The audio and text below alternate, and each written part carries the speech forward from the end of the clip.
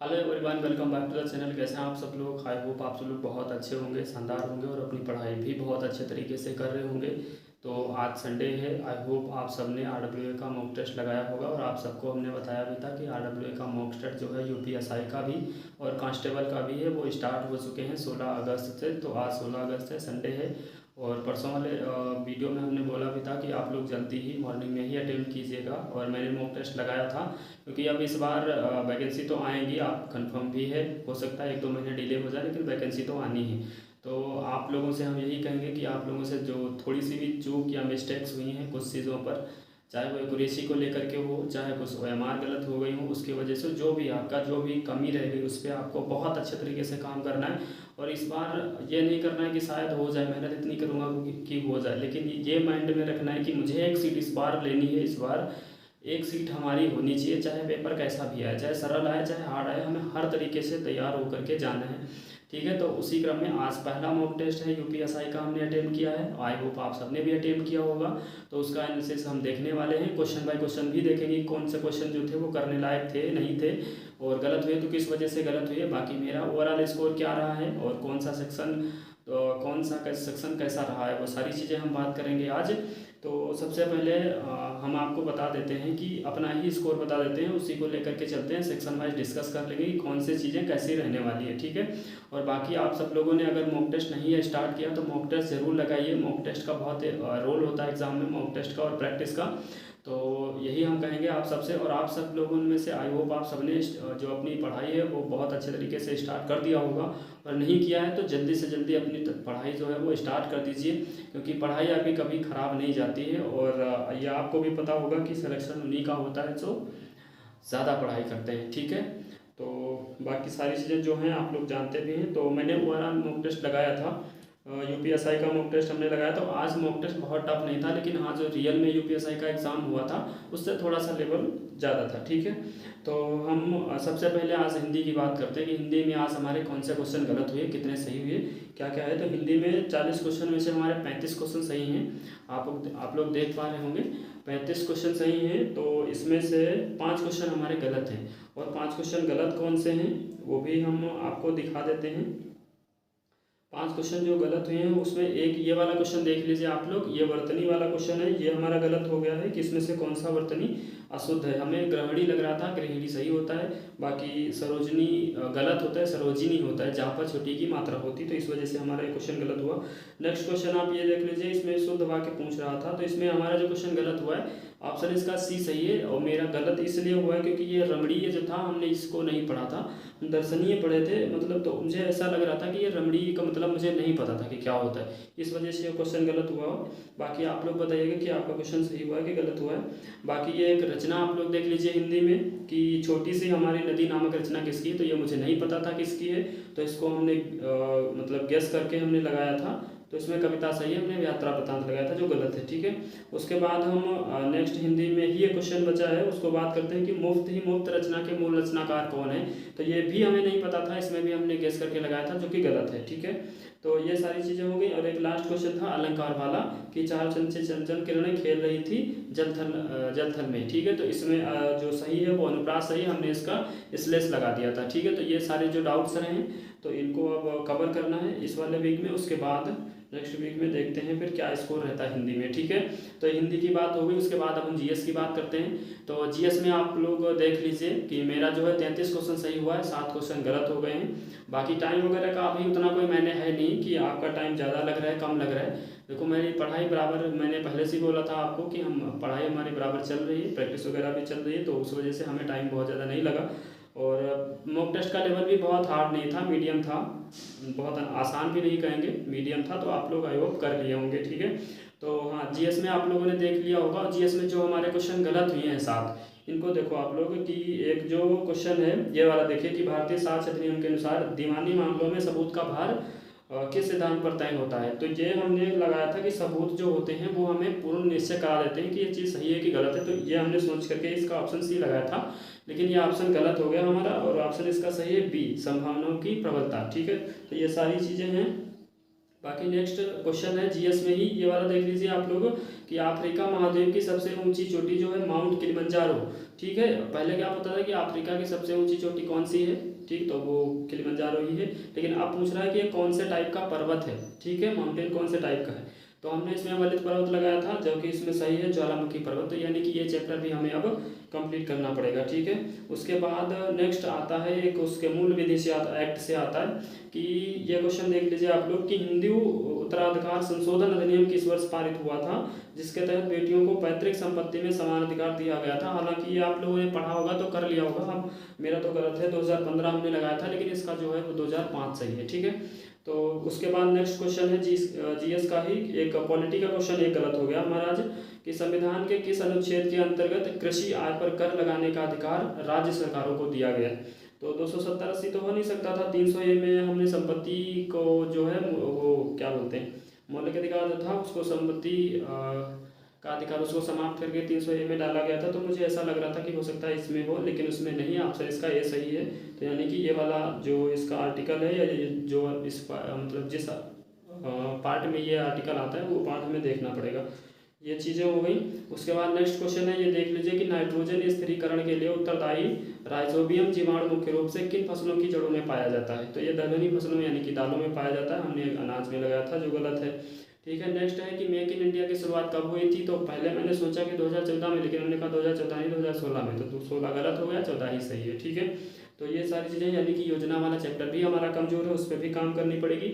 और नेक्स्ट एक अब ये हो गया जीएस के बाद, जीएस में मुझे लग रहा है एक क्वेश्चन छूट गया, 6 क्वेश्चन हमने आपको बताएं, तो ठीक है, बाकी एक क्वेश्चन छूट गया है तो वो आप लोग देख लीजिएगा कि आपका कौन सा गलत हुआ।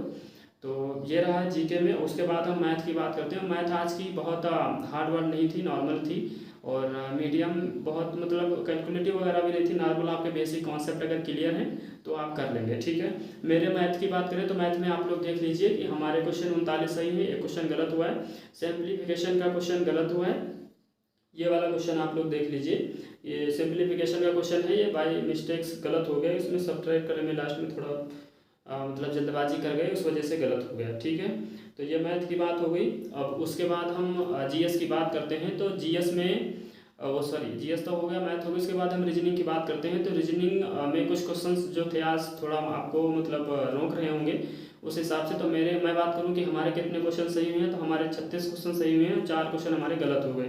ठीक है, ये आप लोग देख लिए होंगे। बाकी 4 क्वेश्चन गलत कौन से हुए हैं, तो ये वाला पहला क्वेश्चन आप लोग देख लीजिए कि 4 जैसे समूह दिए गए हैं जिनमें से 3 किसी प्रकार समान है और एक असंगत है। तो असंगत का आप मतलब असंगत समूह का चयन करना है। तो हमने इसको लगाया था कि बी वाला ड्राम। ठीक है, लेकिन ये गलत है। इसमें इन्होंने क्या माना है कि सब में जो है एक एक कॉन्सोनेंट है, बाकी के वॉवेल्स हैं। ठीक है, तो उसमें और ऑप्शन ए में जो है वो 2 वोवेल्स हैं, बाकी के सारे कॉन्सोनेंट हैं। ठीक है, तो उस वजह से यानी कि एक जो ऑप्शन 1 है उसमें 2 स्वर हैं, बाकी के व्यंजन है, इसलिए ये सही है। और बाकी सब में क्या है कि 1 स्वर है, बाकी के 3 व्यंजन है, इस वजह से बाकी 3 समान है, तो इस वजह से गलत हो गया। ये लॉजिक हमारे दिमाग में नहीं आ रहा था, इसलिए गलत हो गया। नेक्स्ट क्वेश्चन देख लीजिए आप लोग, ये रीजनिंग का है कि कथन और पूर्वानुमान माना कि केवल अंक पा लेना ही शिक्षा का एकमात्र लक्ष्य नहीं होना चाहिए। तो इसमें कह रहा है पूर्वानुमान की अंक रोजगार प्रदान नहीं करते हैं। तो बात तो इसमें सही लग रही, लेकिन हमने इसको ऐसा माना था कि अंक की बात तो मतलब अंक की बात करी, लेकिन रोजगार से इसका क्या लेना देना है, तो इसलिए हमको लग रहा था कि पहला वाला सही नहीं है। ठीक है, और दूसरा इसलिए कि अंकों से हमें शैक्षिक संस्थानों में सीटें मिलती हैं। तो ऐसा कोई ज़रूरी नहीं कि आपको सीटें मिल जाएंगी, हो सकता है आपको सीट लेने के लिए एग्ज़ाम देना पड़े तब आपको सीट मिले, है ना। तो बहुत सारी चीज़ें, मुझे शैक्षिक संस्थानों का भी जिक्र नहीं था कथन में, तो इस वजह से हमने तो लगाया था इसका कि ना तो 1 सही है ना तो 2। फिर जब सॉल्यूशन देखा तो इसमें जो पूर्वानुमान है वो 1 सही है। ठीक है, तो ये हो गया। उसके बाद एक नेक्स्ट क्वेश्चन ये वाला देख लीजिए आप लोग, इसमें मुझे कन्फ्यूजन हो रहा था। ये जो क्वेश्चन है वो शायद क्या है कि इसको अरेंज करने वाला है कि उस सही विकल्प का चयन करें जो दिए गए शब्द विन्यास का तार्किक और सार्थक क्रम को दर्शाता है। इसमें ऑप्शन 1 में है कि यात्रा है, उस 2 में है वापसी, तीसरे में है गंतव्य स्थान, चौथे में आरक्षण और 5वें में है गाइडेड टूर। तो मुझे ऐसा लगता था कि जब हम कभी घूमने जाने के लिए प्लान कोई बनाते हैं तो हम सबसे पहले यही सोचते हैं कि रिजर्वेशन करवाना है या कैसे ट्रेवल करना है। तो उस हिसाब से हमको लग रहा था कि पहले रिजर्वेशन करवाना है, उसके बाद भ्रमण करना है, उसके बाद ऐसे करके मुझे लग रहा था, तो फिर हमने लगाया था। लेकिन इसका ऑप्शन जो तो बी वाला सही है, यानी कि पहले आपको गंतव्य स्थान पर जाना होगा और फिर है रिजर्वेशन करवाना होगा, 2 में है रिटर्न करना, 1 में है जर्नी यानी कि यात्रा और 5 में है गाइडेड टूर। तो मुझे ये इसका कुछ लॉजिक समझ नहीं आया बाद में भी, तो ठीक है, बाकी देखेंगे कि ये इसका क्या हो सकता है कि ये इसके ऑप्शंस गलत हो सकते हैं। बाकी ये लास्ट क्वेश्चन एक और है, इसमें रीजनिंग में कथन और तर्क वाला। इसको आप लोग देख लीजिए कि क्या अन्य देशों की तुलना में भारत में गरीबी बदतर है, यानी कि बाकी के देशों की तुलना में जो भारत में गरीबी है वो बहुत ज़्यादा है। तो ऑप्शन इसका एक कह रहा है कि हाँ है, और इसका हाँ का तर्क क्या है कि गरीबी मौजूद है लेकिन इसे स्थायी रूप से समाप्त नहीं किया जा सकता। तो ऐसा तो नहीं है, मतलब कोई जब 100% सिक्योरिटी करने लगता है तो उस वजह से कथन गलत हो जाता है, और इसकी बात भी उसमें नहीं की गई। गरीबी है लेकिन स्थायी है, इसको हटाना या ना हटाना इसके बारे में बात नहीं की गई, तो हो सकता है कि ये वाला गलत हमने माना था, तो नहीं हो, ठीक है। और बाकी दूसरा नंबर है कि नहीं, नहीं का अर्थ ये क्या दे रहा है कि भारत की अपेक्षाकृत अफ्रीकी देश अधिक गरीब हैं। तो देखो अफ्रीका का भी जिक्र इसमें नहीं किया गया है, बाकी अन्य देशों का मतलब, तो उस हिसाब से इन्होंने 2 मान लिया है, लेकिन हमने यही सोचा कि अफ्रीका एक स्पेशली नाम ले लिया तो उसका जिक्र इसमें नहीं किया गया, तो उस वजह से हो सकता है कि गलत हो ये, तो इसलिए मेरा ये क्वेश्चन गलत है। बाकी आप सब लोगों ने देख लिया होगा कि हमारा कौन कौन सा क्वेश्चन गलत हुआ है, कौन कौन से हमारे क्वेश्चंस सही हुए हैं, ठीक है। बाकी आप लोग कमेंट के माध्यम से बताइएगा कि आपका सेक्शन कौन सा कमज़ोर है, या सेक्शन वाइज आपका स्कोर कितना बना है आज। और मैं अपनी बात करूं कि हमारा ओवरऑल स्कोर कितना बना है आज, तो ये आप लोग देख लीजिए। जब हमने इसको लगाया था तब इसमें 37 लोगों ने ही अटेम्प्ट किया था, उसमें फर्स्ट रैंक थी तब, और जो स्कोर था हमारा वो 357.5 का बना था। 160 में से 400 में से, और 160 में से 143 क्वेश्चन सही हुए थे, 17 क्वेश्चन गलत हुए थे ओवरऑल। और टाइम की बात करें तो टाइम मुझे 1 घंटा ही लगा था, क्योंकि रीजनिंग वगैरह उतना टफ थी नहीं, तो जल्दी जल्दी हो गई थी। मैथ भी उतना टफ नहीं थी, बस कैलकुलेशन मन में करो, आंसर आ जा रहा था, तो इस वजह से। तो बाकी एक्यूरेसी 89 पॉइंट, बाकी सब तुम देख लेना आप लोग, और अपना स्कोर कमेंट बॉक्स में ज़रूर बताइएगा कि आपका स्कोर कितना बना है आज पहले मॉक में। और कोशिश कीजिएगा कि जब देखो आगे आने वाले जितने भी मॉक होंगे उनका जो लेवल रहेगा वो बढ़ता जाएगा, ऐसा होता है आरडब्ल्यू पे। पहला है थोड़ा नॉर्मल है, अब सेक्शन वाइज देखना 2-3 क्वेश्चंस जो हैं वो टफ होने लगेंगे। तो ये सारी चीज़ें रही हैं। बाकी आप लोग कमेंट के माध्यम से बताइएगा कि आपका स्कोर कितना बना है, और आपको पढ़ने में अगर मतलब कोई सब्जेक्ट मजबूत करने में ज़्यादा प्रॉब्लम आ रही तो वीडियो के डिस्क्रिप्शन बॉक्स में टेलीग्राम चैनल की लिंक हम पिन कर देंगे, उसमें आप लोग मैसेज कर लीजिएगा और टेलीग्राम चैनल को ज्वाइन कर लीजिएगा। वहाँ पर आपको प्रैक्टिस के लिए जो न्यू अपडेटेड बुक्स रहती हैं, जैसे जीएस की हो गई, हिंदी की हो गई, मैथ की हो गई, रीजनिंग की हो गई, तो वहाँ पर आप चैप्टर वाइज अपनी प्रैक्टिस भी कर सकते हैं और इन्फॉर्मेशन भी आप वहाँ से प्राप्त कर सकते हैं। और अगर आप पहले से चैनल से जुड़े हैं तो आपको बहुत बहुत थैंक यू, और अगर आप पहली बार चैनल पर विजिट करें हैं तो चैनल से आप जुड़ जाइए, टेलीग्राम चैनल को ज्वाइन कर लीजिए। जो भी चीज़ें आपको बताई जाएंगी वो उनका मतलब रियल होंगी, कोई फेक इधर उधर का मतलब व्यूज़ के चक्कर में फालतू की ड्रामाबाजी नहीं होती है। वीडियो थोड़ा सा भले लेट आता है, लेकिन उस वीडियो को देखने के बाद आपको हो सकता है कि कोई मतलब बाकी मतलब जिस भी टॉपिक पे वीडियो आएगा वो वीडियो देखने के बाद आपको कहीं और मतलब दूसरा वीडियो देखने की ज़रूरत नहीं पड़ेगी, ठीक है।